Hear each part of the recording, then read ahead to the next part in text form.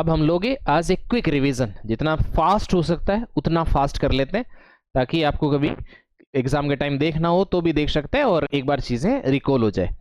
अब देखो, इकोलॉजी जो शब्द है, पहले आज बहुत इंपॉर्टेंट हो गया इकोलॉजी वर्ड, लेकिन शब्द सबसे पहले ये जो इकोलॉजी वर्ड है वो इकोलॉजी ओकोलॉजी से आया है, जो शब्द सबसे पहले अर्नेस्ट हेकेल के द्वारा दिया गया था। लेकिन इन्होंने ओकोलॉजी शब्द दिया था, उन्होंने इकोलॉजिकल सिस्टम वर्ड नहीं दिया था। फिर बाद में जो इकोलॉजिकल सिस्टम वर्ड है वो दिया गया था एजी टांसले के द्वारा।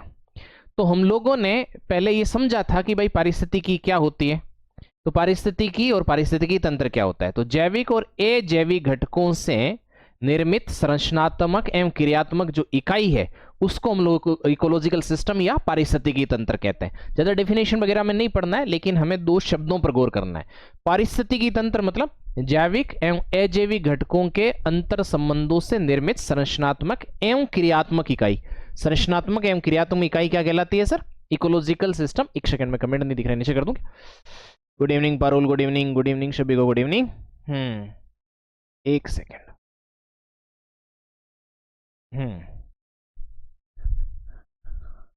हाँ, क्विक रिवीजन से क्लास आइडेंटिफाई हो जाएगी, ठीक है। तो संरचनात्मक एवं क्रियात्मक इकाई यानी क्या कह रहे हैं हम लोग? पारिस्थितिकी तंत्र क्या है? तो जैविक और अजैविक घटकों के अंतर संबंधों पर आधारित, यानी इसके अंदर महत्वपूर्ण बात क्या है इकोलॉजिकल सिस्टम में? जैविक और अजैविक घटक महत्वपूर्ण है, उनके बीच में किस तरीके से इंटर रिलेशन है। क्योंकि पारिस्थितिकी तंत्र ना तो केवल जैविक समुदाय से बनेगा, ना केवल अजैविक घटकों से बन के बनेगा। जैविक और अजैविक घटकों का जो इंटर रिलेशन है उन दोनों से बनेगा। अब सवाल यह कि जैविक और अजैविक घटक जो है वो क्या होते हैं? तो जैविक घटक मतलब जिसके अंदर लाइफ होती है, जैविक मतलब जिसके अंदर जीवन होता है, जिसके अंदर लाइफ होती है, जैसे जंतु समुदाय, जैसे पादप समुदाय। तो ये जैविक घटक है या ये जीव हैं जिनके अंदर लाइफ होती है, जीवन होता है, जो रिस्पॉन्ड करते हैं, जो ग्रो करते हैं। जैसे पानी वगैरह दोगे, यदि न्यूट्रिएंट्स दोगे तो उनकी साइज है, आकार है, इनमें रूप में बदलाव आएगा, तो वो जैविक घटक हो जाएंगे। अजैविक घटक जिनके अंदर हम कहते हैं कि निष्क्रिय रहते हैं, जिनके अंदर लाइफ नहीं होती, जिनके अंदर जीवन नहीं होता, जैसे प्रकाश हो गया, जैसे हमारे पास वायु हो गया, जैसे वर्षा हो गई, जैसे ऊंचाई हो गई, जैसे ढाल हो गया, इस तरीके से जैसे पोषक तत्व, खनिज हो गए, तो ये अजैविक घटक है। इन सब का अंतर संबंध होता है। क्या अजैविक घटकों के बिना जैविक समुदाय जिंदा रह सकता है? नहीं रह सकता ना। यदि जैविक समुदाय नहीं हो तो अजैविक घटकों का महत्व ही क्या है? तो जैविक और अजैविक घटकों के अंतर संबंधों से जो सिस्टम बनता है उसको हम लोग इकोलॉजिकल सिस्टम या पारिस्थितिकी तंत्र कहते हैं। ये पारिस्थितिकी तंत्र प्राकृतिक भी हो सकता है, मैंने समझाया आपको, ये कृत्रिम भी हो सकता है, ये कितना भी बड़ा भी हो सकता है, ये कितना छोटा भी हो सकता है। एक बूंद पानी भी पारिस्थितिकी तंत्र है, पूरा समुद्र भी पारिस्थितिकी तंत्र है, पूरी पृथ्वी भी पारिस्थितिकी तंत्र है, एक घड़े में रखा पानी भी पारिस्थितिकी तंत्र है, एक नदी भी पारिस्थितिकी तंत्र है, एक खेत भी पारिस्थितिकी तंत्र है ना। तो ये एक झील भी पारिस्थितिकी तंत्र है, एक नदी भी पारिस्थितिकी तंत्र है। तो पारिस्थितिकी तंत्र कितना भी बड़ा और कितना भी छोटा हो सकता है। तो ये नेचुरल भी हो सकता है और मैनमेड यानी कृत्रिम भी हो सकता है। जो प्राकृतिक पारिस्थितिकी तंत्र होंगे मतलब जो प्रकृति के द्वारा हम लोगों को वरदान के रूप में प्राप्त हुए हैं, जो स्थलीय भी हो सकते हैं और जलीय भी हो सकते हैं। स्थल का मतलब समझ रहे हो ना, महाद्वीपीय भाग पर, जमीन के ऊपर होंगे। जैसे आप देखते हो अलग अलग फॉरेस्ट देखते हो, वन देखते हो, जंगल देखते हो, जिसमें उष्णकटिबंधीय वृक्ष है, हमारे पास में उष्णकटिबंधीय सदाबहार वनस्पति है, शीतोष्णकटिबंधीय वन है, शंकुधारी वन है, टुंड्रा वन है। तो वो सारे के सारे कहां पर है? स्थल के ऊपर है। तो वो भी क्या है? इकोलॉजिकल सिस्टम है। हाँ कटेरिया जी गुड इवनिंग। तो इसके बाद देखो, जैसे ग्रासलैंड है, घास भूमि है हमारे पास में, स्टेपी हो जाएगा, प्रेरी हो जाएगा, श्वाना हो जाएगा, वेल्ड हो जाएगा। तो जितनी भी घास भूमि है वो भी इकोलॉजिकल सिस्टम है। इसी तरीके से जैसे डेजर्ट है, मरुस्थल है, थारगा मरुस्थल ले लो, चाहे शारा मरुस्थल ले लो, चाहे कोई अटकामा मरुस्थल ले लो, तो वो डेजर्ट भी अपने आप में क्या है? इकोलॉजिकल सिस्टम है। लेकिन ये प्रकृति के द्वारा बनाएंगे और किस भाग पर है? स्थलीय भाग पर है। इसलिए हम लोग इन्हें क्या कह देते हैं? पारिस्थितिकी तंत्र, स्थलीय पारिस्थितिकी तंत्र। और जलीय भाग पर जो बने हुए हों, जैसे पानी से संबंधित हो, तो वो भी क्या हो सकते हैं? कृत्रिम भी हो सकते हैं, प्राकृतिक भी हो सकते हैं, वो भी तो ऐसे ही हो सकते हैं। तो जो इसको भी हम दो भागों में बांट सकते हैं, कुछ जो मीठे पानी से संबंधित है, कुछ ऐसे जो खारे पानी से या लवणीय पानी से संबंधित है। लवणीय पानी जो समुद्र के अंदर मिलेगा, किसी हम कह सकते हैं कि महासागर में मिलेगा, तो वो समुद्री पारिस्थितिकी तंत्र हो जाएगा। इसी तरीके से अलवणीय कोई झील हो गई, नदी हो गया, तालाब हो गया, तो ये क्या है, फ्रेश वाटर है, मीठा पानी है, तो वो भी क्या है, नदी भी, झील भी, तालाब भी, समुद्र भी, खाड़ी भी, ये सब क्या है, ये पारिस्थितिकी तंत्र या इकोलॉजिकल सिस्टम है। क्यों? क्योंकि वहां पर जैविक और अजैविक घटकों के बीच में अंतर संबंध है। तो ये प्राकृतिक भी हो सकता है, कृत्रिम भी हो सकता है, बहुत बड़ा भी हो सकता है, बहुत छोटा भी हो सकता है, सूक्ष्म भी हो सकता है, वृहद भी हो सकता है। मतलब ये समझ गए आप। तो इस तरीके से आकार के आधार पर भी और इनके निर्माण के आधार पर भी अंतर हो सकता है। कृत्रिम जैसे खेत होता है, तो खेत तो मानव के द्वारा जोता जाता है ना, तो वो भी एक पारिस्थितिकी तंत्र है। इसी तरीके से जैसे एक्वाकल्चर होता है, या जैसे औद्योगिक स्थान है कोई, या कोई नगर है, कोई शहर है, तो वो हमारे द्वारा बनाया गया है, वो भी एक इकोलॉजिकल सिस्टम या पारिस्थितिकी तंत्र है। तो ऐसे नहीं सोचना है कि इकोलॉजिकल सिस्टम या पारिस्थितिकी तंत्र केवल प्राकृतिक होते हैं या केवल कृत्रिम में होते हैं। प्राकृतिक भी हो सकते हैं, कृत्रिम भी हो सकते हैं, छोटे भी हो सकते हैं, बड़े भी हो सकते हैं, लेकिन होता क्या है, जैविक और अजैविक घटकों के बीच में अंतर संबंध होता है। मेरे हिसाब से यहां तक बात आपको क्लियर है।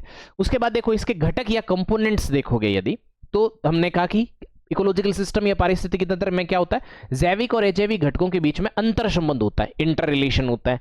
तो जैविक और अजैविक घटक होंगे, इनके बीच में आपस में अंतर संबंध होगा, उससे निर्मित संरचनात्मक एवं क्रियात्मक इकाई क्या कहलाएगी, इकोलॉजिकल सिस्टम कहलाएगी।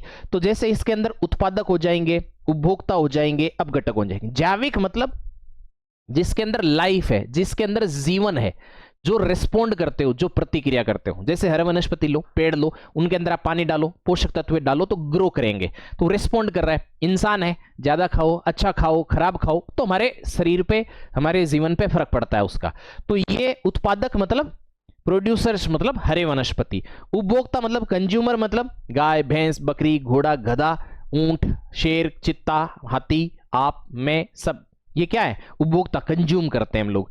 अब घटक मतलब जैसे शैवाल हो गया, सॉरी ये जीवाणु हो गया, आपके पास में बैक्टीरिया, फंजाई, ये जो हो गए ना आपके पास में, ये क्या है आपके पास में, ये अपघटक हैं, जो कि क्या करेंगे, जो ये आपके पास में जैविक घटक हैं उनको डिग्रेड करने का काम करते हैं, मतलब ये कि उन्हें अपघटित करने का काम करते हैं। तो वो आपके पास में क्या हो जाएंगे, अपघटक हो जाएंगे। तो ये जैविक और अजैविक घटकों में, तो हमें ध्यान रखना है कि उत्पादक, उपभोक्ता और अपघटक। उत्पादक मतलब क्या, हरे वनस्पति, पेड़ पौधे, यही उत्पादक है और कोई उत्पादक होता ही नहीं है।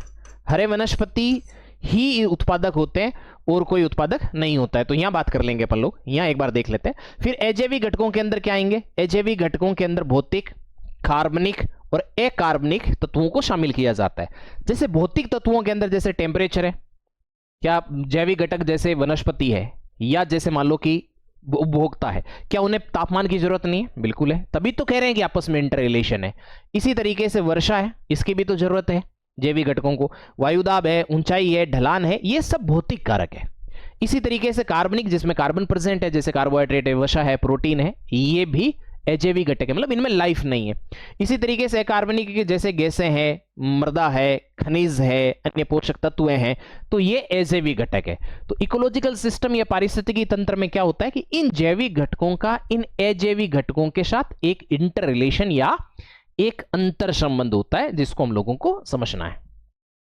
अब देखो उसके बाद जो जैविक घटक या हमारे पास जो बायोटिक कंपोनेंट्स है, उसको हम लोग फर्दर बांट सकते हैं। जैसे जैविक घटक में उत्पादक आते हैं, इसके अंदर उपभोक्ता आते हैं और अपघटक आते हैं। उत्पादक मतलब हरे वनस्पति मतलब प्रोड्यूसर्स, जैसे हमारे पास में पेड़ पौधे हो गए, जैसे हमारे पास ये पेड़ हो गया, तो यही केवल जो है वो उत्पादन करने का काम करता है। जैसे हमारे पास सन या सूर्य का प्रकाश है, अब ये जो सनलाइट है हमारे पास, या जो सूर्य का प्रकाश है, इस सूर्य के प्रकाश से मतलब यहां से प्रकाश ऊर्जा प्राप्त हो रही है।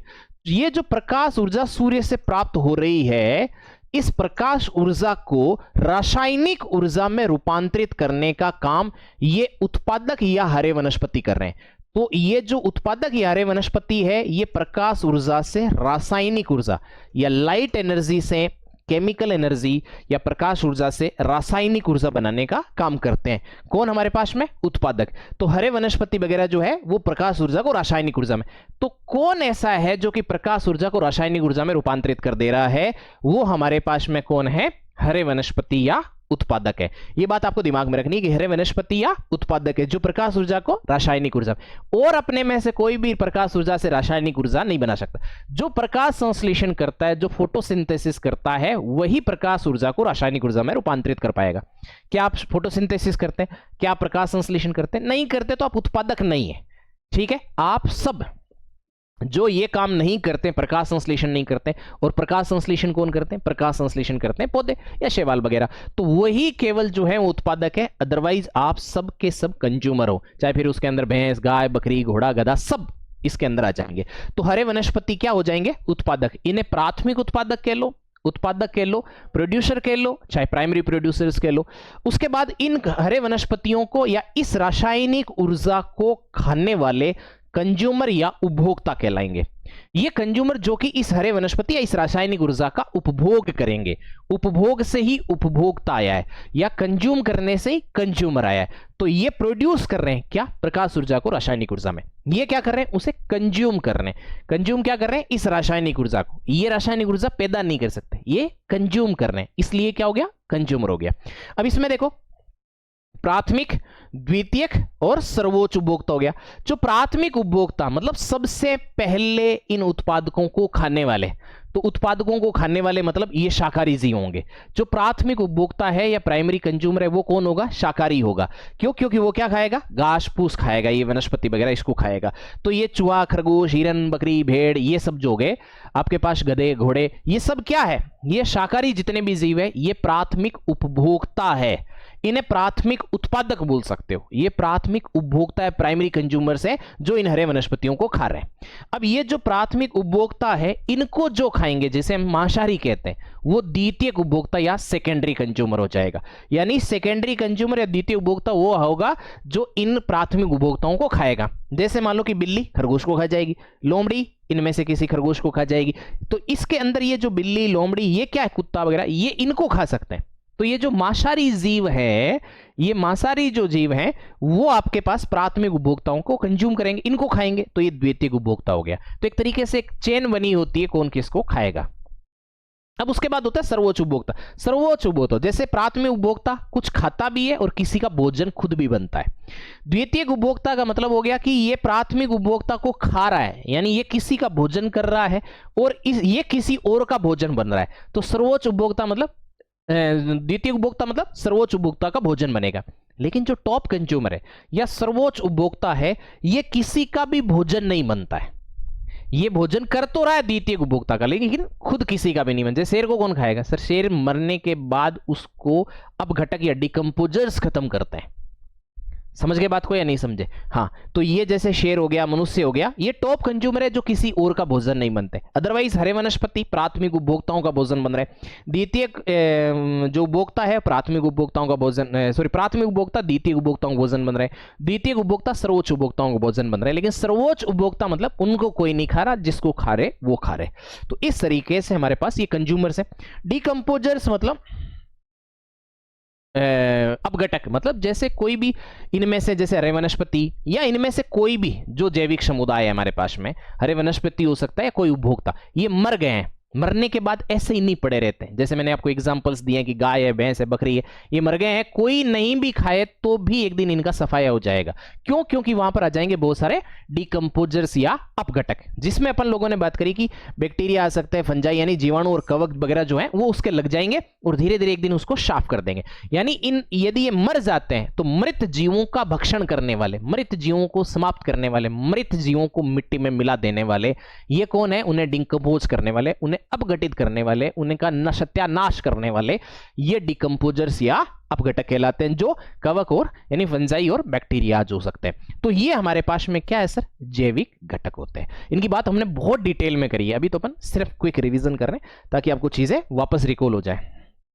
इसके बाद देखो, हमने इसके बाद अपन बात करें तो ये जो अजैविक घटक है, ये भी इस तरीके से आपको ध्यान रख लेना है कि ये जो अजैविक घटक है ये भी हमारी जो जैसे पारिस्थितिकी तंत्र है उसको प्रभावित करते हैं। जैसे टेम्परेचर है, ये जैव विविधता को प्रभावित करेगा, पारिस्थितिकी तंत्र को प्रभावित करेगा। वर्षा ज्यादा टेम्परेचर होगा तो वहां की बायोडाइवर्सिटी ज्यादा होगी, इकोलॉजिकल सिस्टम है उसके अंदर आपको ज्यादा जैव भार वगैरह दिखेगा। तो इन सब फैक्टर्स का भी फर्क पड़ता है जैविक घटकों पर, यह बात आपको ध्यान रखनी है।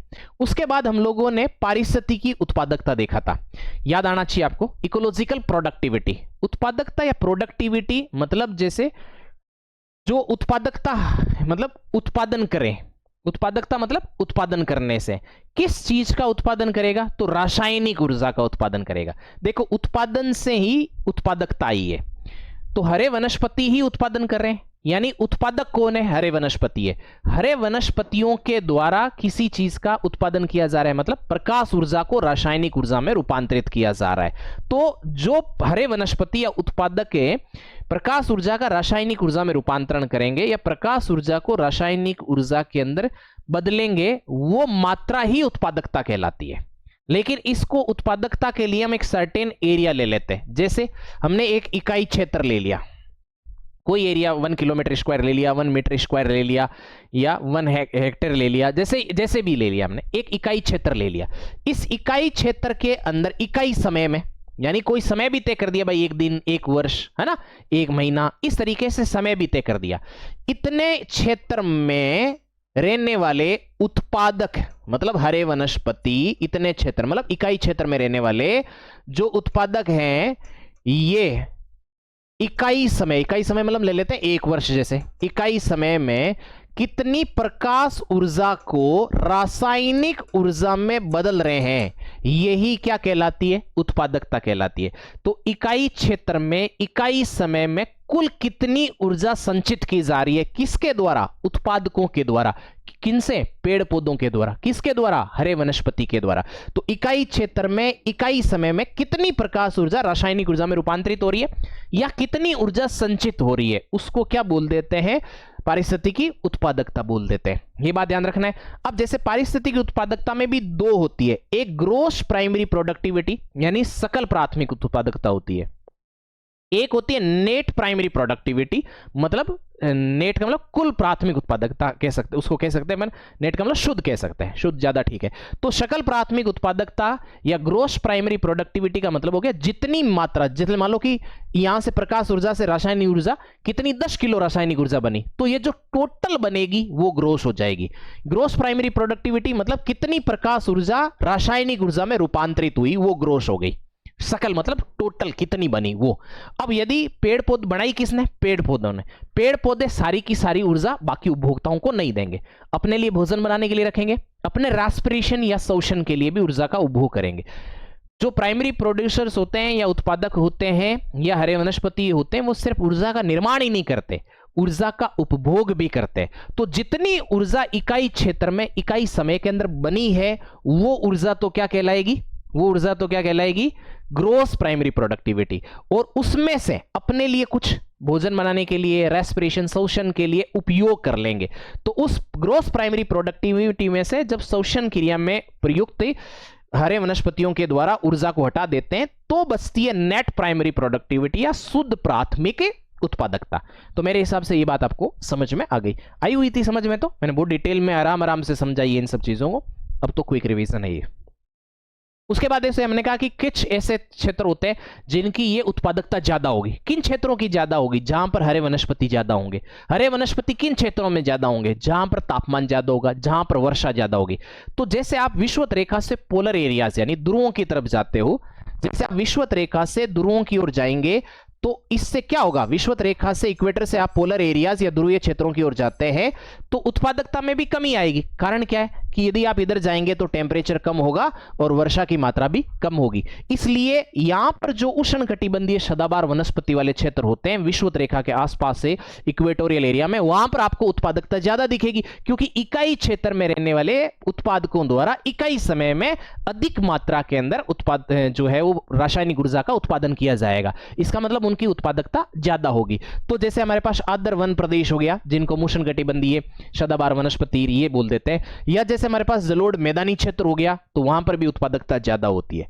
फिर उनसे थोड़ी कम होती है, जैसे ये जैसे उष्णकटिबंधीय सदाबहार वनस्पति वगैरह, शीतोष्णकटिबंधीय वनस्पति, उनसे कम होगी ग्रासलैंड्स के अंदर, घास भूमि में, या कोई जैसे बहुत जैसे दलदली या छिछली झीलें वगैरह है, फिर उनमें मिलती है। सबसे कम जैसे कहां पर मिलेगी, तो ओबियस है कि बंजर भूमि में मिलेगी, मरुस्थल में मिलेगी, क्योंकि पानी होता ही नहीं है, तो वनस्पति ज्यादा होगी नहीं, ज्यादा होगी नहीं तो इकाई क्षेत्र में वनस्पति कम होगी, तो इकाई क्षेत्र में इकाई समय में उत्पादित होने वाली उत्पादकता भी कम होगी। तो इस तरीके से ये उत्पादकता के क्रम भी हम लोगों ने देखे थे। याद है क्या आपको? याद आ रहा है क्या आपको? ये सारी चीजें बहुत डिटेल में 6-7 क्लासेस में पढ़ाई रहे, 1 घंटे में रिवीजन करना है इसका। तो ये सारी चीजें याद है क्या आपको? इसके बाद हम लोगों ने ट्रॉफिक लेवल या पोषण स्तर समझे थे। आपको याद है कि trophic level 1, trophic level 2, trophic level 3, trophic level 4। और मैंने यहां पर यह भी कहा था कि पोषण स्तर कभी अनंत नहीं हो सकते, एक निश्चित पोषण स्तर ही होंगे। इसका जवाब मेरे को आप दो देखें कमेंट करके कि क्यों पोषण स्तर अनंत नहीं हो सकते। तो इसमें क्या होता है कि एक जीव जो है उससे दूसरे जीव में ऊर्जा का भी स्थानांतरण होता है, पोषक तत्वों का भी स्थानांतरण होता है, या एक जीव दूसरे जीव को खाते हैं तो ऊर्जा का स्थानांतरण भी होता है, पोषक तत्वों का भी स्थानांतरण होता है। जैसे हरे वनस्पतियों के अंदर जो पोषक तत्व हैं वो प्राथमिक उपभोक्ताओं के अंदर आ जाएंगे, प्राथमिक उपभोक्ताओं में जो है वो द्वितीयक उपभोक्ताओं में आ जाएंगे, फिर उसको तृतीय उपभोक्ताओं में आ जाएंगे। तो इस तरीके से ट्रॉपिक लेवल 1, 2 और 3, 4 होता है। मैंने एक बात आपको कही थी, ध्यान रख लेना कि इसके अंदर जैसे हमारे पास हरे वनस्पति है, हम इसको प्राथमिक उत्पादक भी कह सकते हैं। आप इसको ट्रॉपिक लेवल 1 मानना, यानी ये पोषण का पहला स्तर है। सबसे पहले पोषण स्तर कहां पर है? प्रकाश ऊर्जा को रासायनिक ऊर्जा में बदला और इन्होंने कुछ उपभोग भी किया, तो ये ट्रॉफिक लेवल 1 है। अब इनका जो उपभोग करेंगे कौन करेंगे? प्राथमिक उपभोक्ता, मतलब बकरी भेड़, बिल्ली, बकरी भेड़ ये सब है ना, हिरण वगैरह, तो ये प्राथमिक उपभोक्ता हो जाएंगे ट्रॉफिक लेवल 2 पे। फिर इसके बाद इस मतलब नीचे से ऊपर आप ऐसे चलते जाओ तो सबसे नीचे कौन होते हैं? हरे वनस्पति, तो वो ट्रॉफिक लेवल 1 है। उसके ऊपर कौन होते हैं? उसके बाद हरे वनस्पति के बाद में प्राथमिक उपभोक्ता, तो ट्रॉफिक लेवल 2 है। फिर द्वितीय उपभोक्ता, तो ट्रॉफिक लेवल 3 है। फिर T4। इस तरीके से नीचे से ऊपर जाएंगे तो पोषण का स्तर बढ़ता जाता है। सबसे नीचे वाले स्तर पर ध्यान रखना, इसको क्रम को चेंज नहीं कर सकते आप, हरे वनस्पति ही रहेंगे ट्रॉफिक लेवल 1 या पोषण स्तर 1 पे। प्राथमिक उपभोक्ता ट्रॉफिक लेवल 2 पे ही आएंगे, पोषण स्तर 2 पे ही आएंगे, फिर पोषण स्तर 3, 4 ऐसे। और ये अनंत नहीं हो सकता, क्योंकि केवल पोषक तत्वों का ही स्थानांतरण नहीं हो रहा है, बल्कि ऊर्जा का स्थानांतरण भी हो रहा है। और ऊर्जा का स्थानांतरण बहुत ही खराब तरीके से होता है। लिंडेमान का रूल है 10%, यानी यहां पर जितनी ऊर्जा बनेगी उसका 10% यहां होगा, उसका 10% यहां होगा, उसका 10% यहां होगा। तो यहां से ऊपर जाते जाते ऊर्जा का स्तर इतना कम हो जाता है कि इसके बाद 5-6 लेवल के बाद में पोषण स्तर जो भी होगा वहां पर जीव सर्वाइव ही नहीं कर पाएगा। इसलिए ट्रॉफिक लेवल कभी भी इनफाइनाइट नहीं हो सकते, क्योंकि ऊर्जा का स्तर है वो बहुत तेजी से कम होता है। जैसे हरे वनस्पतियों ने जितनी ऊर्जा बनाई उसका 90% वो कंज्यूम करते हैं, 10% ही आगे देते हैं। तो ये बात अपन आगे करेंगे अभी थोड़ी देर में। तो ये पोषण स्तर या ट्रॉफिक लेवल होते हैं। उसके बाद हम लोगों ने खाद्य श्रृंखला और खाद्य जाल की बात करी थी। तो अब मैंने खाद्य श्रृंखला में क्या समझाया था? खाद्य श्रृंखला से ही खाद्य जाल बनेगा। खाद्य श्रृंखला में मैंने क्या समझाया था कि प्रत्येक जीव जो होते हैं वो अन्य जीव का भोजन बन जाते हैं। ये बात हम लोग जानते हैं कि प्रत्येक जीव अन्य जीव का भोजन बनता है ना। जैसे हरे वनस्पति किसका भोजन बनेंगे? शाकाहारियों का। शाकाहारी किसका भोजन बनेंगे? मांसाहारियों का। तो कोई ना कोई किसी को खाएगा। जैसे हरे वनस्पति को चूहा खाएगा, चूहे को खरगोश खाएगा, खरगोश को शेर खाएगा। तो ये क्या बन गई? एक चेन बन गई है, यानी एक जीव दूसरे जीव को खाएगा, एक जीव से दूसरे जीव के अंदर पोषक तत्व जाएंगे, एक जीव से दूसरे जीव में ऊर्जा का स्थानांतरण होगा। तो ये जब आहार तथा ऊर्जा का प्रवाह एक श्रृंखलाबद्ध, एक चेन के रूप में, एक सरल विधि द्वारा यदि एक स्तर से दूसरे स्तर तक स्थानांतरण होता है तो उसको हम लोग खाद्य श्रृंखला बोलते हैं। ये बहुत सरल होती है, जटिल नहीं होती है। जैसे हरे वनस्पति को कौन खा रहा है? चूहा खा रहा है। चूहे को कौन है? लेकिन किसी भी इकोलॉजिकल सिस्टम या पारिस्थितिकी तंत्र के अंदर खाद्य श्रृंखला एग्जिस्ट, मतलब सिंपल जो अपने फूड चेन जो है वो एग्जिस्ट नहीं करती है, बल्कि फूड वेब एग्जिस्ट करता है। यदि इतनी सिंपल तरीके से इकोलॉजिकल सिस्टम बना हुआ होगा, पारिस्थितिकी तंत्र होगा, तो वो सर्वाइव ही नहीं कर सकता। तो पारिस्थितिकी तंत्र खाद्य जाल से बना हुआ होता है और खाद्य जाल खाद्य श्रृंखला से बने होते हैं। तो खाद्य श्रृंखला से बनते हैं खाद्य जाल। जब यही खाद्य श्रृंखला, कई खाद्य श्रृंखलाएं मिल जाती है, जैसे हरे वनस्पति को बकरी ने खाया, बकरी को शेर ने खा गया, तो एक खाद्य श्रृंखला ये हो गई, हो गई ना। फिर जैसे हरे वनस्पति को खरगोश ने खाया, खरगोश को बिल्ली ने खाया, बिल्ली को शेर ने खाया, दूसरी खाद्य श्रृंखला ये हो गई। हरे वनस्पति को खरगोश ने खाया, खरगोश को शियार ने खाया, शियार को शेर ने खाया, एक खाद्य श्रृंखला ये हो गई। हरे वनस्पति को खरगोश ने खाया, खरगोश को सांप ने खाया, सांप को बाज ने खाया, ये एक खाद्य श्रृंखला हो गई। तो इस तरह से बहुत सारी खाद्य श्रृंखलाएं मिलती है तो बन जाता है खाद्य जाल। यानी विभिन्न खाद्य श्रृंखलाएं मिलकर के खाद्य जाल का निर्माण करती है। और कोई भी पारिस्थितिकी तंत्र उतना ज्यादा स्थायित्व को प्राप्त करेगा जितनी ज्यादा उसके अंदर खाद्य जाल जटिल होगा। यानी जितना ज्यादा ये खाद्य जाल या फूड वेब कॉम्प्लेक्स होगा, वो इकोलॉजिकल सिस्टम या वो पारिस्थितिकी तंत्र उतना ही ज्यादा स्टेबल या स्थायी होगा। ये बात आपको दिमाग में रखनी है। मेरे हिसाब से यहां तक कोई इश्यू आपको नहीं है। तो ये खाद्य श्रृंखला है और खाद्य जाल है। फिर हम लोगों ने 2-3 प्रकार की खाद्य श्रृंखलाएं देखी थी कि खाद्य श्रृंखलाओं के कुछ प्रकार होते हैं, जिसको हमने एक देखा था कि ग्रेजिंग फूड चेन होती है और एक हमारे पास अपर्द खाद्य श्रृंखला यानी डेट्रिटस फूड चेन होती है। जो अपर्द होती चारण खाद्य श्रृंखला है वो सिंपल जो हम लोग पढ़ रहे हैं, यानी ऐसी खाद्य श्रृंखला जिसकी शुरुआत हरे वनस्पतियों से होती है।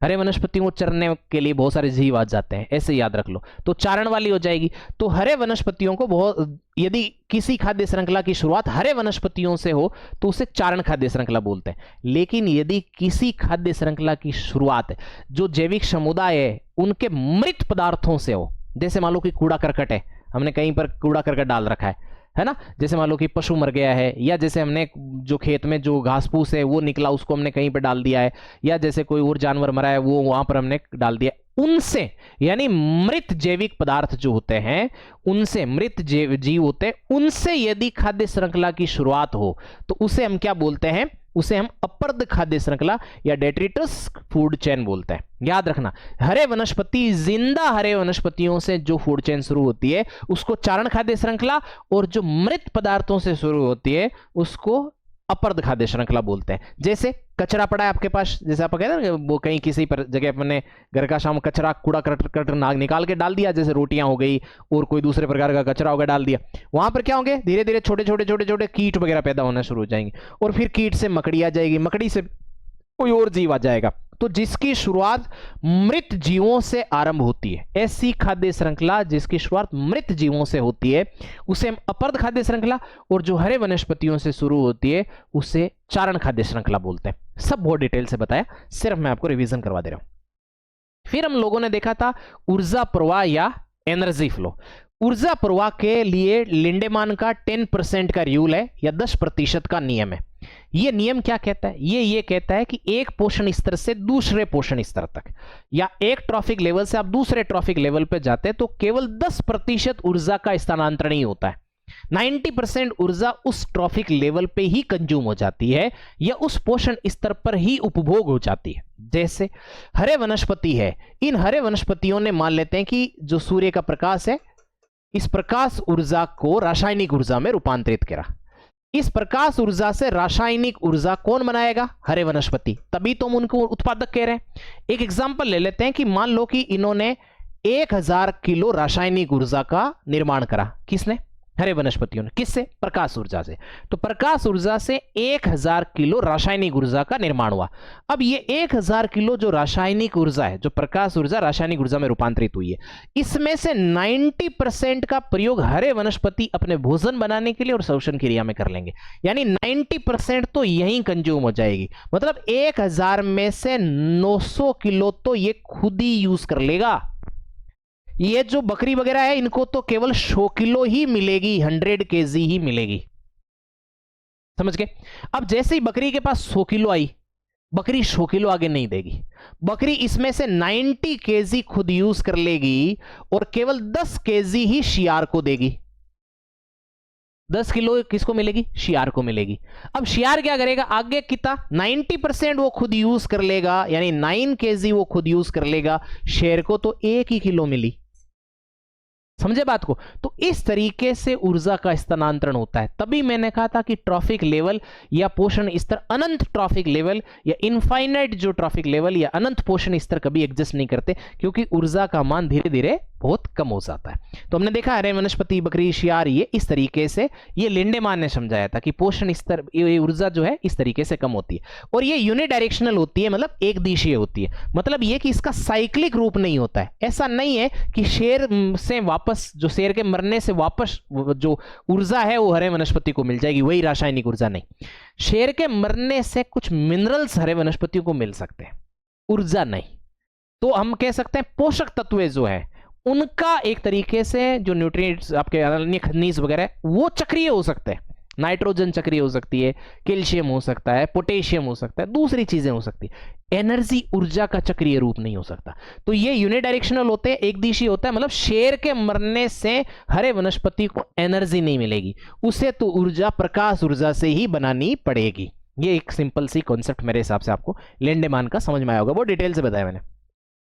फिर हमने 2-3 चीजें और देखी थी, वो देखा हमने, वैसे बीच में आ गया, पिरामिड समझाना था लेकिन कोई नहीं। उसके बाद हम लोगों ने क्या पढ़ा था? बायो एक्यूमुलेशन और बायो मैग्निफिकेशन, यानी जैव संचयन और जैव आवर्धन देखा था। थोड़ा सा अंतर है लेकिन एग्जाम में क्वेश्चन आ जाएगा, ध्यान रखिएगा।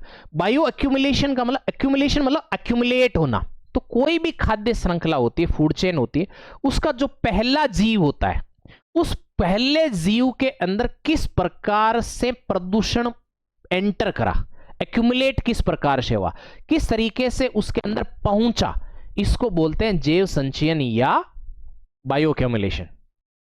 हाँ, good evening Krishna, good evening. तो ध्यान रखना है ये। तो बायो एक्यूमुलेशन का मतलब, जैव संचयन का मतलब समझ में आया आपको, कि किस तरीके से खाद्य श्रृंखला के पहले जीव के अंदर कोई चीज कैसे एंटर हुई। जैसे मान लो आपने पॉलीथीन फेंक दी, तो पॉलीथीन फेंकी तो बकरी खा गई या भैंस खा गई, तो ये आप देखो कि भैंस के अंदर ये पहुंच गई, जो जीव के अंदर पहला जो शाकाहारी जीव है उसके अंदर उपभोक्ता है, उसके अंदर ये पहुंच गई। तो उसके अंदर अब उसके शरीर में धीरे धीरे धीरे धीरे बहुत सारी पॉलीथीन खाएगा, तो शरीर के अंदर एक्यूमुलेट हो जाएगी, शरीर के अंदर संचित हो जाएगी। तो प्रदूषकों का खाद्य श्रृंखला में जो प्रवेश है किस प्रकार से हो रहा है, उसको हम लोग बोलते हैं। तो जैसे ही कोई जीव है तो वो ऐसे पदार्थ जो नॉन डिग्रेडेबल है। नॉन डिग्रेडेबल का मतलब जैसे जो अविघटित है, जैविक रूप से विघटित नहीं होते, मतलब अब घटक वगैरह उसको डिकम्पोज नहीं कर सकते, मतलब नष्ट नहीं कर सकते। जैसे आपने रोटी फेंकी, या जैसे मान लो कि आपने कोई फल फ्रूट फेंका, सब्जी फेंकी, तो वो क्या होता है, धीरे धीरे अपघटित हो जाएगी, एक दिन 10-15-20 दिन में समाप्त हो जाएगी। लेकिन आपने यदि पॉलीथीन फेंकी है तो हजारों साल रहती है। इसका मतलब पॉलीथीन नॉन डिग्रेडेबल है। जबकि बाकी जो जैसे पेड़ है गिरेगा साल भर में, वो वैसे ही उसके कहते हैं ना, वो अपघटक लग के वो समाप्त हो जाता है, वो जैविक रूप से विघटित होता है, अपघटित होता है, डिग्रेडेबल है। लेकिन प्लास्टिक नहीं होगी, नॉन डिग्रेडेबल है। इसीलिए तो कहते हैं ना पॉलीथीन मत यूज करो। अपन समझदार नहीं, अपन नहीं यूज कर, अपन नहीं मानते, कोई बात नहीं। तो ये नॉन डिग्रेडेबल, तो जो चीजें नॉन डिग्रेडेबल होती है उन्हीं का संबंध बायो एक्यूमुलेशन और बायो मैग्निफिकेशन से। बहुत डिटेल से समझाइए आपको चीजें ये मैंने, बायो एक्यूमुलेशन और बायो मैग्निफिकेशन है। यानी यहां इन दोनों में फर्क क्या है फिर? तो जब पहले जीव जिसने इसका प्रयोग करा, जिस नॉन बायोडिग्रेडेबल चीज का जिस जीव ने प्रयोग करा, उसी जीव के शरीर में उसकी मात्रा का बढ़ना, यह कहलाता है बायो एक्यूमुलेशन। ऐसा क्यों होता है? ऐसा इसलिए होता है कि जितनी मात्रा हम लोगों ने या किसी जीव ने अपने अंदर ली, जैसे मान लेते हैं कि 10 पॉलीथीन खा गई एक भैंस, अब 10 में से कितनी उसने बाहर निकाल दी, कुछ तो बाहर भी निकालेगी वो, तो 8 जो है वो पॉलीथीन जो है उसके शरीर से बाहर निकल गई। तो अंतर्ग्रहण कितने का हुआ? अंदर कितनी ली? 10। निष्कासन कितने का हुआ? 8 का। तो कितनी उसके शरीर में एक्यूमुलेट हो गई, कितनी उसके शरीर के अंदर संग्रहित हो गई? 2 पॉलीथीन। यही बायो एक्यूमुलेशन है। और ये नॉन डिग्रेडेबल, जो जैविक रूप से विघटित नहीं होते, उन पदार्थों का होता है, उस शरीर में बढ़ जाती है। जैसे डीडीटी है, ये बायो एक्यूमुलेट भी है, बायो मैग्निफिकेशन में भी रोल करेगी। तो जैसे dichlorodiphenyltrichloroethane जो है वो बायो एक्यूमुलेट होती है, मतलब शरीर के अंदर क्या है, संचित हो जाती है।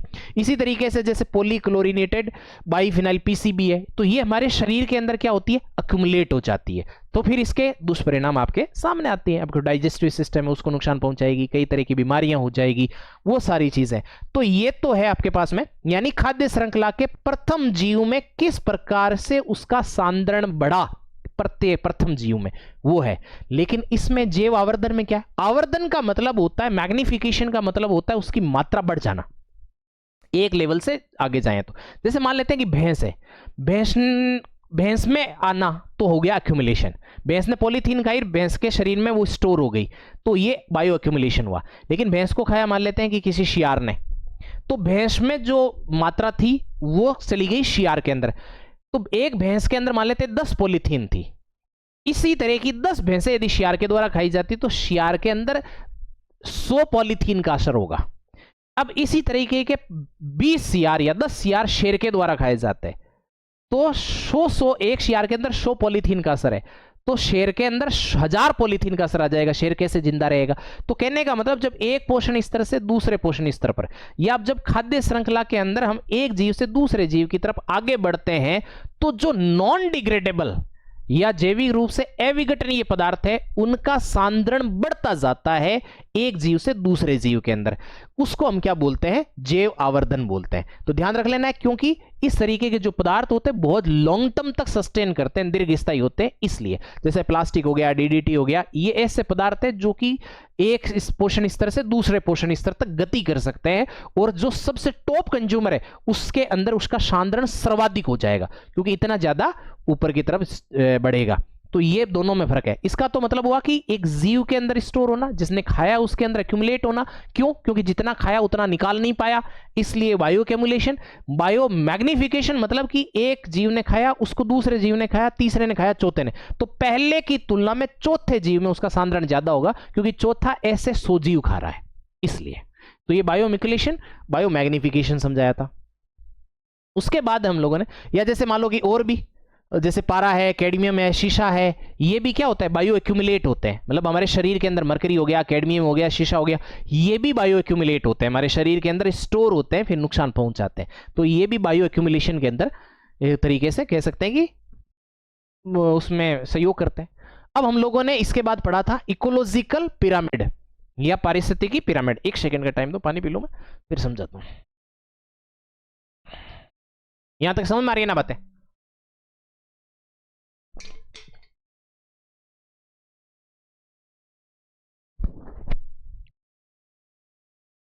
लगभग सारी क्लासेस का आपको लास्ट में रिवीजन मिलता है। अब आप उसको करते हैं या नहीं करते, ये अलग बात है, ये आपके ऊपर है, ठीक है ना। अब देखो, पारिस्थितिकी पिरामिड में शुरू से जब से पढ़ाना शुरू करना, मैं हर टॉपिक का रिवीजन करवाता हूं। अब आपको याद है नहीं, ये अलग बात है। याद है आपको? शॉर्ट नोट्स के माध्यम से कैसे न कैसे करके आपको मैंने रिवीजन कराया है सब टॉपिक का। अब देखो, पारिस्थितिकी पिरामिड यानी चार्ल्स एटन ने ये सबसे पहले कॉन्सेप्ट दिया था पारिस्थितिकी पिरामिड का, कब? 1927 में। क्या होता है पिरामिड? ये जो पारिस्थितिकी पिरामिड है, ये एक्चुअली डायग्रामेटिकल रिप्रेजेंटेशन है।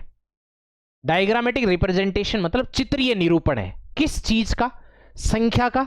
जैसे जीव हैं, हमारे पारिस्थितिकी तंत्र में बहुत सारे जीव होते हैं ना, हरे वनस्पति होते हैं, प्राथमिक उपभोक्ता होते हैं, द्वितीय उपभोक्ता होते हैं, सर्वोच्च उपभोक्ता होते हैं। तो उनकी संख्या का यदि हम किसी पारिस्थितिकी तंत्र में, किसी समुदाय में कौन कितने जीव हैं, उसके आधार पर यदि हम एक डायग्राम का रिप्रेजेंटेशन कर दें, एक डायग्रामेटिक रिप्रेजेंटेशन कर दे उस संख्या का, या एक डायग्राम बना दे, तो वो पिरामिड होता है, ठीक है।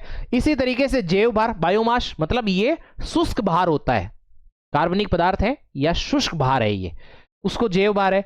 और एनर्जी, इन्हीं संख्या, जैव भार और ऊर्जा का चित्रीय निरूपण, किसी भी पारिस्थितिकी तंत्र में रहने वाले जीवों की संख्या, उन जीवों का जैव भार, और उनके अंदर एक स्तर से दूसरे स्तर तक ट्रांसफर होने वाली, स्थानांतरित होने वाली ऊर्जा का चित्रीय निरूपण या डायग्रामेटिकल रिप्रेजेंटेशन है। यह क्या कहलाता है? इकोलॉजिकल पिरामिड कहलाता है, या पारिस्थितिकी पिरामिड कहलाता है। यह मैंने बहुत अच्छे से समझाया, 2021 के अंदर आरिश में प्रीलिम्स में क्वेश्चन भी पूछा गया था। यह सीधा भी हो सकता है, यह उल्टा भी हो सकता है। यानी सीधा मतलब अपराइट हो सकता है, और आपके उल्टा मतलब इन्वर्टेड हो सकता है। ये कैसे होते हैं सीधे उल्टे, ये देखते हैं।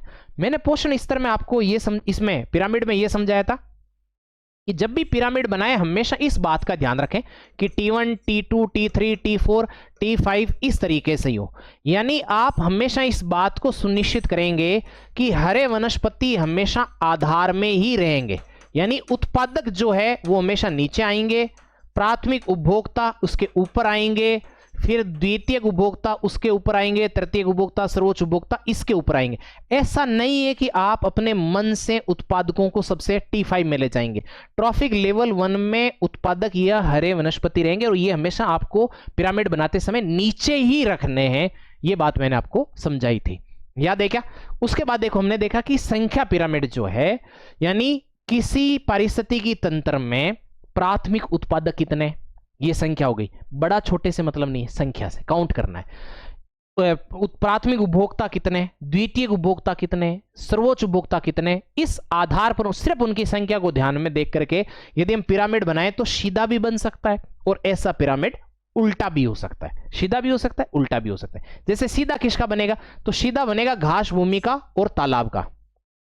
जैसे सीधा किस तरीके से आपके पास में संख्या पिरामिड जो है वो देखो इस तरीके से। जैसे आप पहले देखो घास भूमि का, जैसे हमारे पास घास भूमि है, कोई ग्रासलैंड ले लो आप, उस घास भूमि में सबसे नीचे हरे वनस्पति होंगे, तो सबसे ज्यादा क्या होंगे, हरे वनस्पति होंगे ना। तो इसकी लाइन ऐसे लंबी सी खींचो आप। फिर हरे वनस्पति के ऊपर शाकाहारी जो जीव, हिरण, गाय, बकरी, भैंस, ये सब होंगे, ये कंपैरेटिवली कम होंगे। इसके ऊपर जाओगे तो द्वितीयक उपभोक्ता होंगे, जैसे शियार हो गए, लोमड़ी हो गए, ये हो गए, और सबसे ऊपर आएगा शेर। तो इस तरीके से अब इस लाइन को आप यदि मिला दोगे तो इस तरीके से एक पिरामिड बनेगा, ऐसे एक पिरामिड बनेगा। तो ये पिरामिड सीधा है, जिसका आधार चौड़ा हो, शीर्ष संकरा हो, वो सीधा पिरामिड होता है।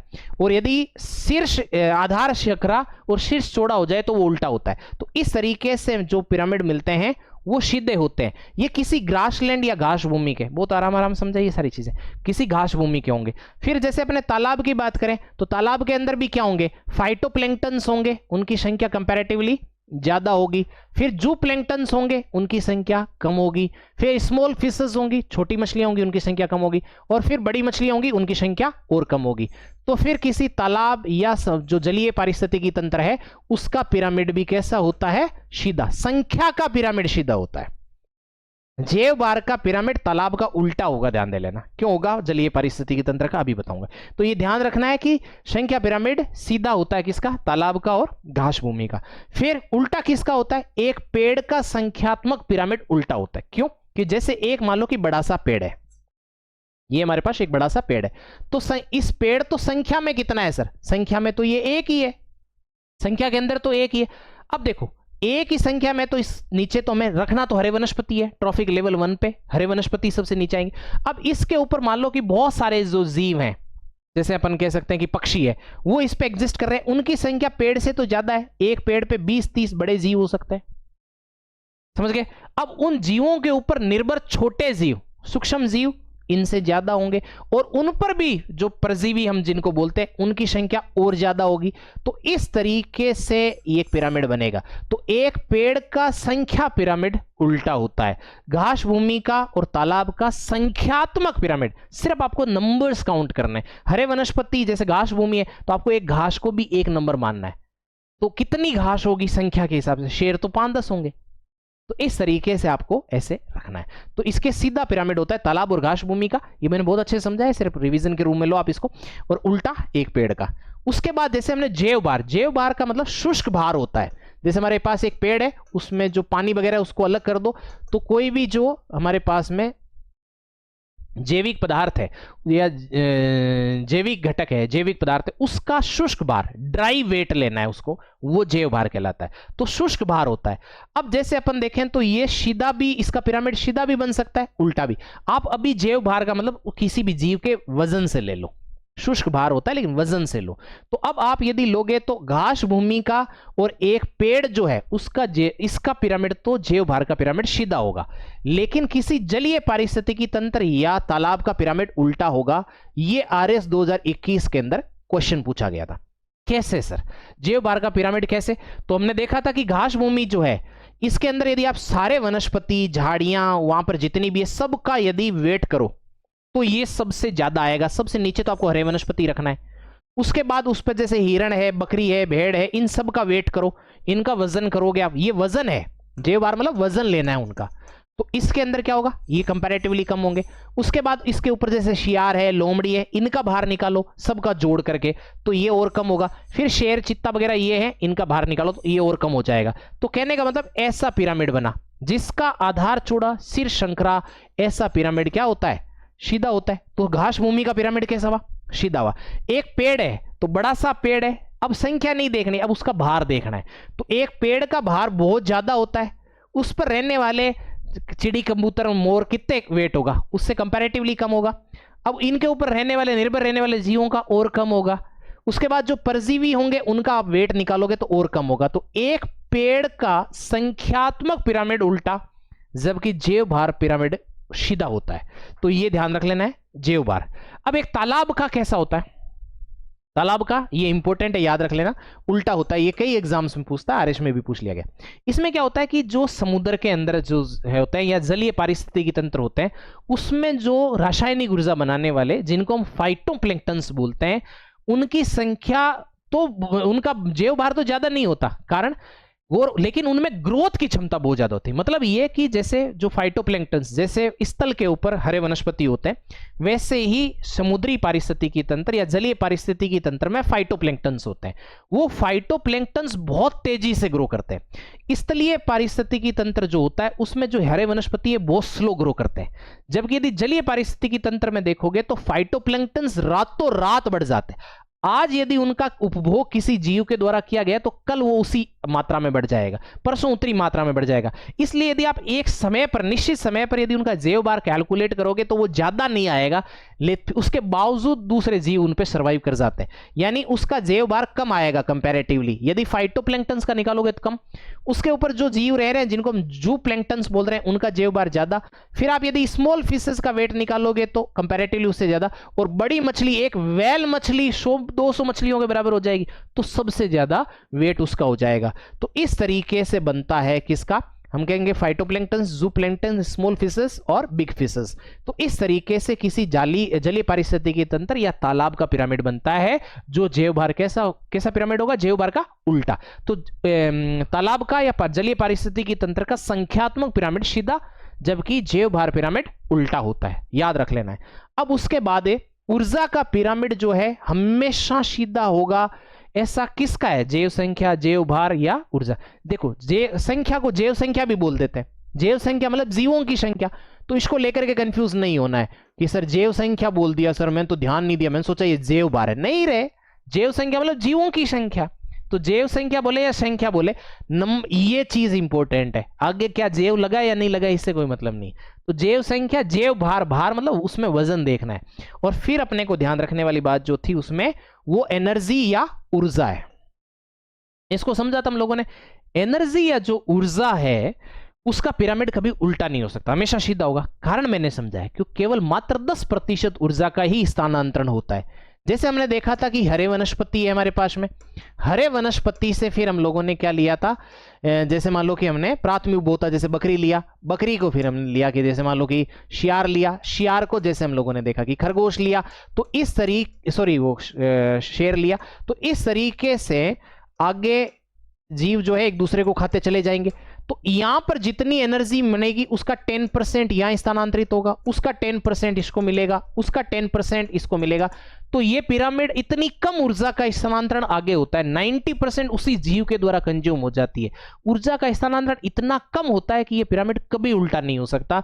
इसका हमेशा ही आधार चौड़ा और शीर्ष शंकरा होगा, यानी ऊर्जा का पिरामिड कभी उल्टा होता ही नहीं है, ये हमेशा सीधा ही होता है। ट्रॉपिक लेवल 1, 2, 3, 4 और 5 ये हमेशा सीधा ही होगा, कभी उल्टा हो ही नहीं सकता है, ध्यान रखना है। तो जैव भार का उल्टा और सीधा दोनों हो सकते हैं, संख्या का उल्टा सीधा दोनों हो सकते हैं, ऊर्जा का पिरामिड हमेशा सीधा होता है। ये बातें याद रखनी, बहुत आराम आराम से एक एक दिन में समझाई हुई बातें हैं। उसके बाद छोटी मोटी बातें और बची है, इसके अंदर हम लोगों को कर लेनी। जैसे हमारे शरीर के अंदर क्या है, कोशिका, सेल से क्या बनते हैं सर, टिश्यूज या ऊतक बनते हैं। ऊतक से क्या बनते हैं, ऑर्गेनिज्म या जीव बनते हैं सर, है ना, जीव बनते हैं। जीव जैसे हम लोग हैं, जब हम बहुत सारे इकट्ठे हो जाते हैं तो हमारी एक पॉपुलेशन हो जाती है। जैसे गायों की जनसंख्या, तो गायें बहुत सारी इकट्ठी हो गई, गाय एक जीव है, बहुत सारी उसकी संख्या मिल जाती है तो पॉपुलेशन हो गई। जैसे इंसान, एक जीव है लेकिन उसकी बहुत सारी संख्या हो गई तो पॉपुलेशन हो गई। अब उसके इसी तरीके से यदि पॉपुलेशन एक पर्टिकुलर एरिया के अंदर रहने वाले जब वे बहुत सारे प्रजातियां या बहुत सारी संख्या मिल जाए, जैसे गाय भैंस बकरी, ये मतलब एक सिस्टम में रहने वाली, तो उसे हम कम्युनिटी या समुदाय बोल देते हैं। और फिर एक ही प्रकार के जो जीव है, एक ही प्रकार के जो जीव है उनको हम लोग लगभग एक सिस्टम में, एक प्रकार की जलवायु, एक प्रकार की भौतिक परिस्थितियां, एक प्रकार की जलवायु परिस्थितियां, उसमें रहने वाले जीव, उनको हम समुदाय बोल देते हैं। और फिर जब ये जो समुदाय है, जैसे मान लो कि मरुस्थल है तो उसमें बहुत सारे अपने जीव है, पश्चिमी राजस्थान के मरुस्थली एरिया को देखो, उसमें जो हरे वनस्पति है, उसके अंदर जो गाय भैंस बकरी भेड़ ऊंट गोडावण फलाना ढींगड़ा जो सब है वो सब समुदाय है। और जब ये समुदाय जो है ये तो जैविक हो गया, हरे वनस्पति और जीव जंतु, जब ये जैविक समुदाय वहां के अजैविक घटक मतलब टेम्परेचर हो गया, जैसे वर्षा हो गई है ना, जैसे वहां के मृदा हो गई, जैसे वहां की ऊंचाई हो गई, तो जब इनके साथ इंटरेक्शन करता है, अंतःक्रिया करता है, तो जब जैविक समुदाय अजैविक समुदाय के साथ अंतःक्रिया करता है तो वो इकोसिस्टम या पारिस्थितिकी तंत्र बन जाता है। ये समझ लिया था हम लोगों ने। उसके बाद एक शब्द और है, प्रजाति क्या होती है, बार बार शब्द आता है अपने सामने, स्पीसीज। तो स्पीसीज या प्रजाति वो होती है जो संरचनात्मक दृष्टि से, व्यवहार एवं आनुवंशिक बनावट के हिसाब से एक जैसी होती है। जैसे हम कह सकते हैं हाथी एक प्रजाति है, स्पीसीज है यानी घोड़ा एक प्रजाति है या नहीं है, ऊंट एक प्रजाति है, गोडावण एक प्रजाति है। तो इसके अंदर स्पीसीज का मतलब उसका संरचनात्मक व्यवहार और आनुवंशिक दृष्टि से उसकी एक निश्चित बनावट होती है और उस तरीके की सभी जीवों की वो एक समान होती है, तो उसको हम लोग स्पीसीज या प्रजाति बोल देते हैं। ठीक है, अब इस तरह की जो प्रजातियां होती है उनमें से कुछ बहुत महत्वपूर्ण हो जाती है। जैसे एक हमारे पास कीस्टोन प्रजाति होती है, एक होती है हमारे पास अम्ब्रेला स्पीसीज। कंफ्यूज नहीं होना है, कीस्टोन का मतलब होता है कि वो उस संपूर्ण इकोलॉजिकल सिस्टम के लिए ही जरूरी है, संपूर्ण पारिस्थितिकी तंत्र के लिए ही जरूरी है। यदि वो प्रजाति नहीं हो तो संपूर्ण पारिस्थितिकी तंत्र या इकोलॉजिकल सिस्टम डिस्टर्ब हो जाएगा, उसका असंतुलन हो जाएगा, तो उसको बोल देते हैं कीस्टोन प्रजाति। अब इनकी संख्या चाहे कितनी भी कम हो लेकिन उसके लिए जरूरी है। एक एग्जांपल ले लेते हैं, ये जरूरी नहीं कि एक इकोलॉजिकल सिस्टम में यदि वो कीस्टोन प्रजाति है, स्पीसीज है, तो दूसरे में भी होगी। डिपेंड करता है कि वो कौन सा इकोलॉजिकल सिस्टम है। जैसे मान लो कि अपने एक क्षेत्र है, उस क्षेत्र के अंदर शेर जो है वो मान लो वहां से गायब हो गया, शेर सबसे टॉप कंज्यूमर है, वो गायब हो गया। यदि वो गायब हो जाएगा ना तो बाकी जैसे शाकाहारी जीव है ना उनकी संख्या बहुत ज्यादा बढ़ जाएगी, हिरण और बाकी जो जीव है बहुत ज्यादा, वो संख्या बहुत ज्यादा बढ़ जाएगी, तो पूरे जंगल को ही नष्ट कर देंगे वो, तो पूरा का पूरा इकोलॉजिकल सिस्टम डिस्टर्ब हो गया नहीं हो गया, वो तो बन जाएगा आपके पास मरुस्थल बन गया वो तो एक तरीके से शेर का होना भी जरूरी है, शेर हो गया बाघ हो गया इनका होना जरूरी है, तो वो वहां पर कीस्टोन स्पीसीज हो गई।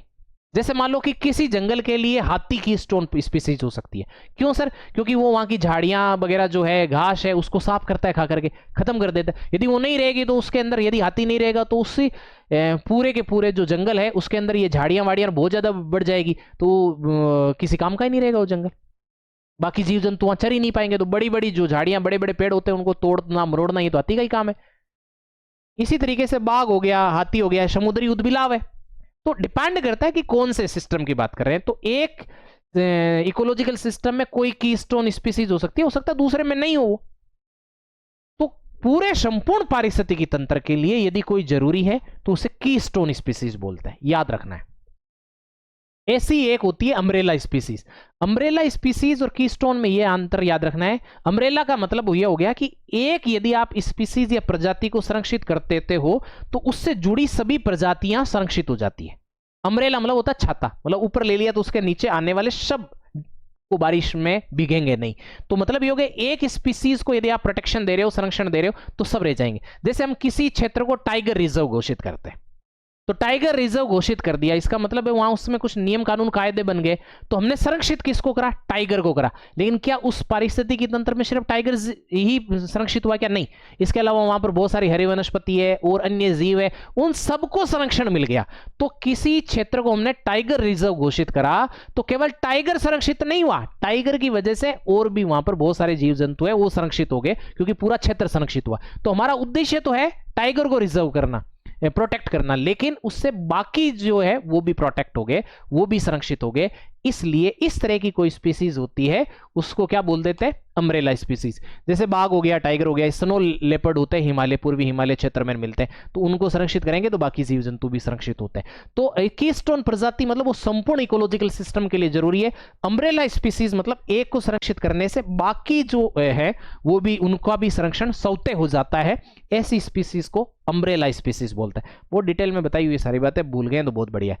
एक होती है हमारे पास में इंडिकेटर प्रजाति या सूचक प्रजाति। इसका मतलब क्या होता है, सामान्य किसी भी पारिस्थितिकी तंत्र की सूचना देती है, उस पारिस्थितिकी तंत्र के बारे में कुछ इंडिकेशंस देती है, इसलिए उसे इंडिकेटर स्पीसीज बोल देते हैं। जैसे लाइकेन, यदि किसी पारिस्थितिकी तंत्र में या किसी सिस्टम में बहुत ज्यादा प्रदूषण हो जाएगा तो सबसे पहले वहां से लाइकेन भाग जाएगा। यानी पर्यावरण प्रदूषण से सबसे पहले कोई नष्ट होता है तो लाइकेन नष्ट होता है। कहने का मतलब ये हुआ, इंडिकेशन दे दिया कि नहीं दे दिया उसने। अब लाइकेन क्या होता है, तो लाइकेन जो होता है शैवाल और कवक दोनों का मिश्रित रूप है और जटिल परिस्थितियों में भी रह सकता है। जटिल परिस्थितियों जो होते हैं, कठिन परिस्थितियों के अंदर भी लाइकेन जो है वो उत्पादित हो सकता है, लेकिन पर्यावरण प्रदूषण में नहीं रह सकता, जल प्रदूषण में नहीं रह सकता। तो जहां पर बहुत ज्यादा प्रदूषण होगा वहां से लाइकेन गायब हो जाएगा। तो किसी क्षेत्र लाइकेन कितनी भी जटिल परिस्थिति में पैदा हो सकता है, बहुत शुष्क परिस्थितियों में भी पैदा हो सकता है, वहां पर पहले से बहुत मिट्टी, बहुत पोषक तत्व नहीं हो तो भी पैदा हो सकता है। लेकिन यदि वो गायब हुआ है और वो नहीं है, इसका मतलब है कि वहां पर पर्यावरण प्रदूषण ज्यादा हो गया है, तो ये इंडिकेशन करता है, तो उसे हम इंडिकेटर प्रजाति बोलते हैं। अब हम लोगों ने एक चीज जो हमारे इसमें लास्ट बची है, हमने क्या समझा था, इकोलॉजिकल सक्सेशन या कम्युनिटी सक्सेशन की बात करी थी, यानी समुदाय या पारिस्थितिकी अनुक्रमण की बात करी थी हम लोगों ने।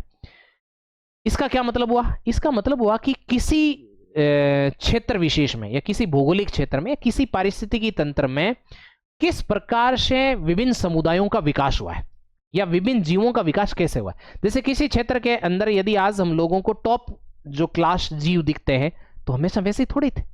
आज हम लोगों को किसी क्षेत्र के अंदर देवदार वनस्पति दिखती है तो हमेशा उसी तरह की थोड़ी थी, कुछ और प्रकार के पेड़ भी वहां रहे होंगे पहले। तो कहने का मतलब है कि किस प्रकार से, क्या एक ही दिन में आज जैसे मानव आ गया, क्या एक दिन में ही आज जैसे पेड़ दिख रहे हैं वैसे आगे नहीं, तो इसका विकास कैसे होता है। यानी ये हमें ये बताता है कि किसी क्षेत्र में जो समुदाय है, कम्युनिटी है, उसका डेवलपमेंट किस प्रकार से हुआ। तो ये एक क्रमिक प्रक्रिया है या उस क्रमिक विकास को जो दिखाया जाता है उसे हम पारिस्थितिकी अनुक्रमण या समुदाय अनुक्रमण कहते हैं। तो इसके अंदर हुआ एक प्रजाति का दूसरी प्रजाति के द्वारा प्रतिस्थापन होता है। जैसे हम लोग ज्योग्राफी वगैरह में पढ़ते हैं कि पहले समुद्रों में जीवन आया, इस समुद्रों के अंदर बिना रीढ़ हड्डी वाले जीव आए, फिर हड्डी वाले जीव आए, फिर ये जीव आए, वो जीव आए। तो किस तरीके से धीरे धीरे एक प्रजाति ने दूसरी प्रजाति को प्रतिस्थापित कर दिया। तो धीरे धीरे ये जो हमें सफलता मिली वही सक्सेशन या अनुक्रमण है और कुछ नहीं। इसकी बात हमने बहुत डिटेल से करी है, थोड़ा जटिल है तो ध्यान रखना। ये दो प्रकार से हो सकता है, एक प्राइमरी सक्सेशन हो सकता है, एक सेकेंडरी सक्सेशन हो सकता है। यानी एक प्राथमिक अनुक्रमण हो सकता है और एक हमारे पास द्वितीयक अनुक्रमण हो सकता है। एक प्राइमरी सक्सेशन हो सकता है और एक सेकेंडरी सक्सेशन हो सकता है। प्राइमरी सक्सेशन का मतलब हुआ कि ऐसा कोई क्षेत्र जहां पर इससे पहले कोई समुदाय का विकास हुआ ही नहीं। जैसे मान लो कि समुद्र के अंदर ज्वालामुखी उद्गार हुआ और पहली बार एक वहां पर कोई आइलैंड या कोई द्वीप बना है, तो इससे पहले क्या उस द्वीप पे कभी कोई जैविक समुदाय रहा है क्या, नहीं रहा।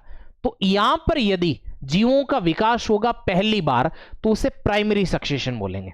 या जैसे मान लो कि एक हजारों लाखों सालों से कोई क्षेत्र है जो कि ग्लेशियर से या हिमनदों से ढका हुआ है, अब वहां से वो ग्लेशियर्स मेल्ट हुए या पीछे खिसके जिसके कारण से कुछ जमीन प्राप्त हुई, क्या उस लैंड या उस जमीन के ऊपर कभी कोई समुदाय रहा है क्या, नहीं। पहली बार वहां पर किसी समुदाय का विकास होगा तो उसे प्राइमरी सक्सेशन या प्राथमिक अनुक्रमण बोलेंगे।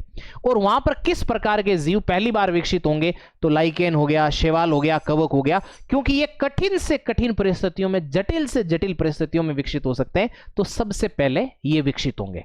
कैसे होंगे अभी हम देखेंगे उसको। फिर हमारे पास सेकेंडरी सक्सेशन या द्वितीयक अनुक्रमण होता है। इसका मतलब ये हुआ कि कोई ऐसा क्षेत्र जहां पर पहले एक व्यापक स्तर पर जीव जंतु पाए जाते थे, लेकिन कोई ऐसी आपदा आई, प्राकृतिक आपदा, जिसके कारण से वहां पर समूल नष्ट हो गए, सब कुछ नष्ट हो गया, लेकिन यहां पर पहले जैविक समुदाय रहा है। तो इस कारण से जब यहां पर दूसरी बार कोई जैविक समुदाय आएगा तो वो पहले की तुलना में भिन्न आएगा। तो इस प्रक्रिया को हम क्या बोल देते हैं, यानी कोई ऐसा जो क्षेत्र पारिस्थितिकी तंत्र या समुदाय जो नष्ट हो गया प्राकृतिक आपदा से, उसकी जगह कोई नया समुदाय का विकास, ये सेकेंडरी सक्सेशन या द्वितीय अनुक्रमण। मतलब पहले कोई रहा है, किसी कारण से नष्ट हो गया, अब फिर नए सिरे से विकास हो रहा है, ये सेकेंडरी सक्सेशन है। अब ये जो सक्सेशन होता है ये विभिन्न चरणों के अंदर होता है ना, जिसमें हम लोग सबसे पहले बोलते हैं पायोनियर, फिर उसकी एक स्टेज या चरण होता है इंटरमीडिएट या सीरियल स्टेज, और एक होती है क्लाइमेक्स स्टेज या परिपक्व अवस्था। अब क्या होता है कि एक दिन में तो होता नहीं है। जैसे मान लो कि हम प्राइमरी सक्सेशन को ही लो, प्राथमिक अनुक्रमण को लो, तो कहीं पर समुद्र के अंदर ज्वालामुखी उद्गार के कारण से एक ज्वालामुखी द्वीप बना है। वो द्वीप जो उस पर कठोर चट्टाने हैं, ये पेड़ पौधे वगैरह तब तक नहीं उगेंगे जब तक वहां पर मिट्टी विट्टी नहीं होगी, तब तक नहीं उगेंगे। तो क्या होगा, वहां पर सबसे पहले कुछ पायोनियर स्पीसीज आएंगी, अग्रगामी प्रजातियां आएंगी, जैसे लाइकेन, शैवाल, कवक, ये सबसे पहले वहां विकसित होंगे सबसे पहले। यानी उस स्थान पर मिट्टी भी नहीं है, मृदा भी नहीं है, ऐसी कठिन परिस्थितियों के अंदर भी शैवाल, लाइकेन, कवक ये जिंदा रह सकते हैं। ये अग्रगामी या पायोनियर स्टेज कहलाती है। देखा था हम लोगों ने, समझे थे। तो नए स्थान पर जहां मिट्टी का भी अभी ठीक से विकास नहीं हुआ है, जहां नग्न चट्टाने हैं, उस जगह पर शुरुआत होना जीवन की, जिसमें प्राथमिक जो हम कह सकते हैं रूप से लाइकेन, शैवाल और कवक आए हैं, ये पायोनियर स्टेज है। उसके बाद एक इंटरमीडिएट स्टेज होती है जिसमें मिट्टी का विकास होता है धीरे धीरे, क्योंकि ये जीव मरेंगे, फिर इनका अपघटन होगा, फिर धीरे धीरे इससे मिट्टी का विकास होगा। जब मिट्टी का विकास होगा तो वहां घास भी आएंगी, झाड़ियां भी आएंगी, छोटे पेड़ भी आएंगे, कीड़े भी आएंगे, तो मध्यवर्ती जीवों का धीरे धीरे विकास हो जाता है। फिर एक स्टेज आती है जब क्लाइमेक्स स्टेज, मतलब एक परिपक्व अवस्था आ जाती है, यानी कुछ समुदाय अपने आप को वहां स्टेबल कर लेंगे हमेशा के लिए कि हमें तो अब यहीं रहना है, हमें कोई नहीं हटा सकता। तो इस तरह की जो अवस्था आ जाती है उसे क्लाइमेक्स या परिपक्व अवस्था बोलते हैं। जो किसी क्षेत्र के अंदर हम ये कहते हैं कि इकोलॉजिकल सिस्टम है, इसके ये जैसे शेर आ गया तो वो एक सर्वोच्च स्थिति में आ गया कि मैं रहूंगा, मेरे को कोई नहीं है खाने वाला। हाँ ठीक है, फिर इंसान किसी को भी खा जाता है, लेकिन एक नेचुरल प्रक्रिया से, प्राकृतिक अवस्था से शेर जो आया वो एक तरीके से क्लाइमेक्स स्टेज आ गई कि नहीं आ गई, मैं जिंदा रहूंगा। हाथी आई तो एक परिपक्व अवस्था आ गई ना कि मैं रहूंगा, मेरे को कोई छेड़ने वाला नहीं है। तो इस तरीके से वो हमेशा जो वहां उस एनवायरमेंट में सर्वाइव करेंगे, ऐसे जीव जंतुओं का विकास हो जाता है, उसको क्लाइमेक्स स्टेज बोलते हैं। तो हमारे पास पायोनियर स्टेज हुई, उसके बाद में इंटरमीडिएट स्टेज हुई, और उसके बाद में क्लाइमेक्स स्टेज हो गई। तो इस तरीके से विभिन्न स्टेजेस में ये सक्सेशन या अनुक्रमण होता है। उसके बाद में ये किस प्रक्रिया से होता है, इसको भी हम लोगों ने, जो सक्सेशन या अनुक्रमण है, इसकी क्या प्रक्रिया है, इस प्रक्रिया या इस प्रोसेस को भी हम लोगों ने समझा था, जिसके अंदर हमने न्यूडेशन, माइग्रेशन, एस्टेब्लिशमेंट, कॉम्पिटिशन, रिएक्शन और स्टेबिलाईजेशन, ये प्रक्रिया थी। इसका क्या मतलब है समझना ध्यान से, बहुत अच्छे से बताया हुआ आपको। कि जैसे कोई मान लो कि हमें ज्वालामुखी द्वीप प्राप्त हुआ, या ग्लेशियर्स के पीछे हटने से हमें कोई जमीन या भूमि प्राप्त हुई। अब उसके अंदर क्या हुआ, पहली बार वो नग्न चट्टाने, यानी न्यूडेशन, न्यूड मतलब नग्न चट्टाने, जहां पर अभी मिट्टी वगैरह का विकास भी नहीं हुआ है, उस तरह की जो भूमि है उसे आच्छादन या न्यूडेशन बोलेंगे, उस तरह का जो क्षेत्र है उसको। अब उसमें क्या होगा, पहली बार वहां पर माइग्रेट होकर के कुछ जीव पहुंचेंगे, जो किसके माध्यम से, किसी मान लो कि जैसे हवा के माध्यम से पहुंच सकते हैं, पानी के माध्यम से पहुंच सकते हैं, या किसी अन्य जीव जंतुओं के माध्यम से पहुंच सकते हैं। कि जैसे मान लो कि एक क्षेत्र से दूसरे क्षेत्र में, तो मान लो कि कोई द्वीप वगैरह प्राप्त हुआ, तो वहां पर कोई भी समुदाय पहुंचा हो, या हवा पहुंची हो, पानी पहुंची हो, तो उनके माध्यम से यहां पर कुछ जीव यहां पर माइग्रेट कर जाएंगे, जैसे लाइकेन हो गए, जैसे शैवाल हो गए, जैसे कवक है। तो सबसे पहले जब यहां मिट्टी भी नहीं है, तो सबसे कठिन परिस्थितियों में जिंदा रहने वाले लाइकेन, शैवाल, कवक, इस तरीके के जीव यहां पर आएंगे, और वो धीरे धीरे यहां पर मिट्टी का विकास करेंगे। जैसे ही मिट्टी विकसित हो जाएगी, या यहां पर मिट्टी का विकास हो जाएगा, मृदा का विकास हो जाएगी, अनुकूल परिस्थितियां बनेगी, वैसे ही बहुत सारे जीवों का विकास होगा, और वो जो जीव है वो यहां पर एस्टेब्लिश होने लगेंगे, अपने आप को स्थापित करने की कोशिश करना शुरू करेंगे। जैसे ही वो जीव, विभिन्न जीव आएंगे, उसके बाद में डेवलप जीव आएंगे, विकसित जीव आएंगे, जैसे ही अपने आप को स्थापित करने की कोशिश करेंगे, एक जीव का, एक प्रजाति का दूसरी प्रजाति के साथ कंपटीशन या प्रतिस्पर्धा शुरू हो जाएगी। मैं रहूं तन को रहने दूं, मैं रहूं तन को रहने दूं, ऐसे करके उनके बीच में कंपटीशन चलेगा। डार्विन का सिद्धांत है सर्वाइवल ऑफ द फिटेस्ट, योग्यतम की उत्तरजीविता। जो कंपटीशन में सक्सेस हो जाएगा वो जिंदा रहेगा, वो अपने आप को वहां पर क्या करेगा, अपने आप को सर्वाइव करवा लेगा। अब जब वो अपने आप को वहां पर सर्वाइव करा लिया, या कंपटीशन के बाद में वो वहां पर एक तरीके से जम गया, तो अब वो शांत नहीं रहेगा, उसको पता है कि मेरे को कोई छेड़ने वाला नहीं है। तब वो करता है रिएक्शन या प्रतिक्रिया। रिएक्शन या प्रतिक्रिया का क्या मतलब है? रिएक्शन या प्रतिक्रिया का मतलब है कि जो आसपास का उसका परिवेश है, वातावरण है, पर्यावरण है, उसमें बदलाव करना चाहेगा। इतने दिन तो उस वातावरण के हिसाब से ये विकास हो रहा था, लेकिन अब वो रिएक्ट करेंगे। अब वो कहेंगे कि तुम्हारे अंदर इतने दिन पर्यावरण उनको निर्धारित कर रहा था, अब वो पर्यावरण के साथ में अंत्यक्रिया कर रहे हैं और वो कह रहे हैं तुम भी अपने अंदर कुछ बदलाव करो। तो अपने आसपास के वातावरण में, अपने आसपास के परिवेश में वो बदलाव करेंगे। ऐसा बदलाव स्थायी तौर पर होगा। ये उसकी स्टेज होती है, रिएक्शन या प्रतिक्रिया कहलाती है। उसके बाद में वो क्या होगा? स्थायित्व आ जाएगा। जैसे ही उसके अंदर स्थायी बदलाव आ गया, पर्यावरण समझ गया कि इनको इतना ही परेशान करना है और वो भी समझ गए कि पर्यावरण की इतनी औकात है। ऐसे करके दोनों का सामंजस्य बन गया। अब सामंजस्य से पर्यावरण के अनुकूल वहां पर चीजों का विकास हो गया और पर्यावरण में भी उनके हिसाब से कुछ आसपास के परिवेश में बदलाव हो गया। इस कारण से स्टेबलाइजेशन हो जाता है, जीवों का स्थायित्व हो जाता है। ये वहां की परिपक्व अवस्था या क्लाइमेक्स स्टेज कहलाती है।